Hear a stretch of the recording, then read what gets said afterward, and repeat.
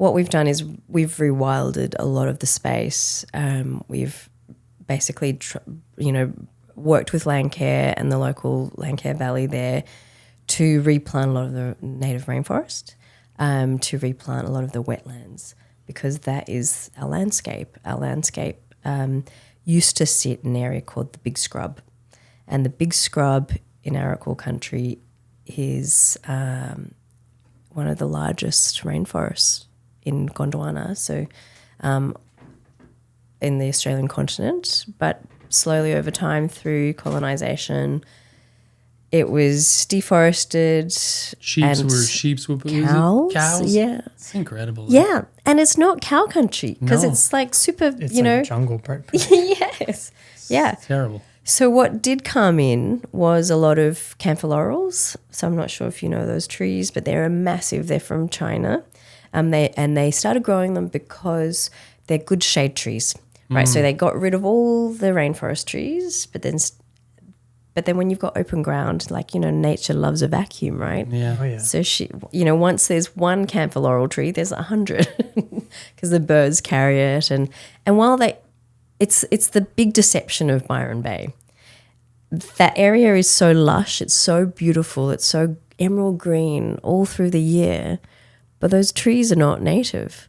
And I think this is the same as, I think that can be said for many landscapes. Absolutely. So they're everywhere, these trees? They are everywhere. For somebody looking that doesn't know, are they nice trees? Or are they like They're big very trees? pleasant looking trees. Okay.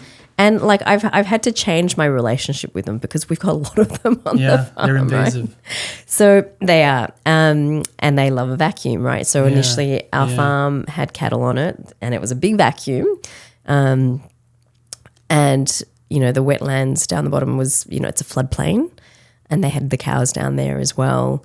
Now a lot of the paper barks have regrown and reestablished. A lot of the rainforest is reestablished, and I went in there recently, and there are species there that didn't really exist before, and I've learned how to look for them because a friend of mine, Pammy and Brookie, Martin Brook from Brook Farm, which I can see kind of like towards St Helens there. Big shout out to them. They were kind of the pioneers in our region to reforest. They had a macadamia plantation and they reforested. And I think in the first 2 years I was there, I was invited to look at what they were doing in their rainforest, and I saw some trees that I'd never heard of or seen before, like the red bopple nut. So the red bopple nut is the precursor to macadamia nuts. So macadamia nuts were selected to be bred because they're commercially they're large, they're easier to crack. The bopple nut is a little bit more exotic, but the Indigenous First Nations people love them, right? And they're just hard to find. Now, I went into my rainforest recently and there was like maybe 50 bopple nut trees that had just emerged. And like in that moment, like more than anything I grow on my farm, I felt such a huge sense of pride that because I just left this area alone and cleared, kind of the pest species away, it allowed for these natives to come back and reemerge. You're really speaking to me with that. Yeah, like a forest guy. Yeah, a forest guy. And there's a few key things that you're talking about, like rewilding. This should be the buzzword of the next 20 years. Before we continue, friends, I want to tell you about New Society Publishers. New Society is not your average publisher. Their focus is on positive impact. Their books cover important issues like climate action, food justice, and sustainable farming, and they practice what they preach.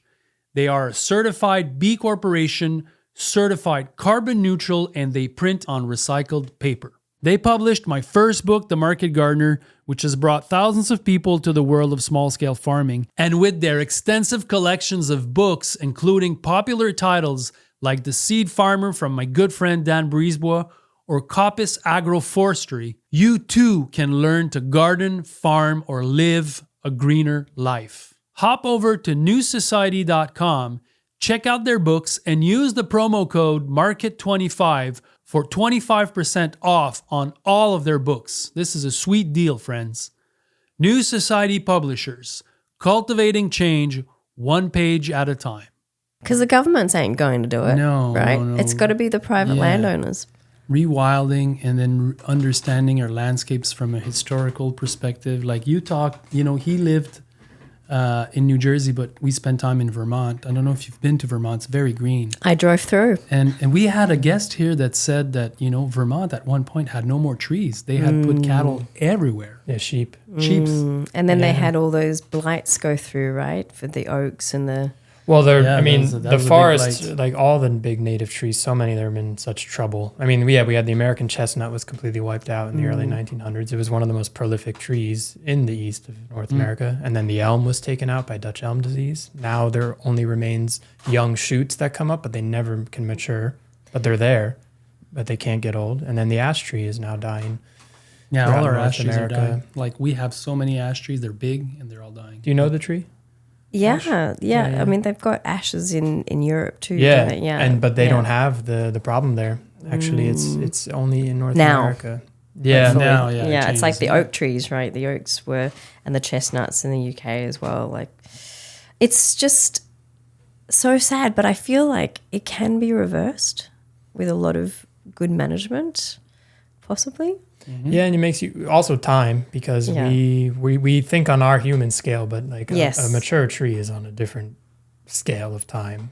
Yeah. To them, 80 years is that ain't nothing. I think that's the question now that, a lot of Australians are really having to kind of face with our environmental policies, especially in Tasmania. And I'm not sure if you know anything about Tasmania, but it's kind of like one of the last bastions of our ancient growth forests. And it's all been cleared away for logging. No. Yeah.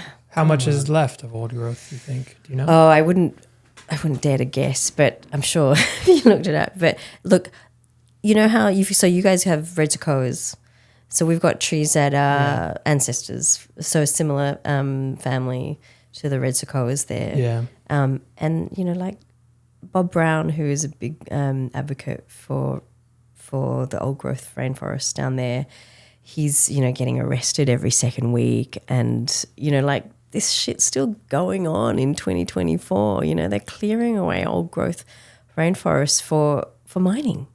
Like For mining. yeah, Not even, I mean, I'm sure they are harvesting wood, but more for Yes. the mining than anything. yeah. It's like the wood is a Logging, secondary product. Yeah. Wow. It's devastating because, It's devastating.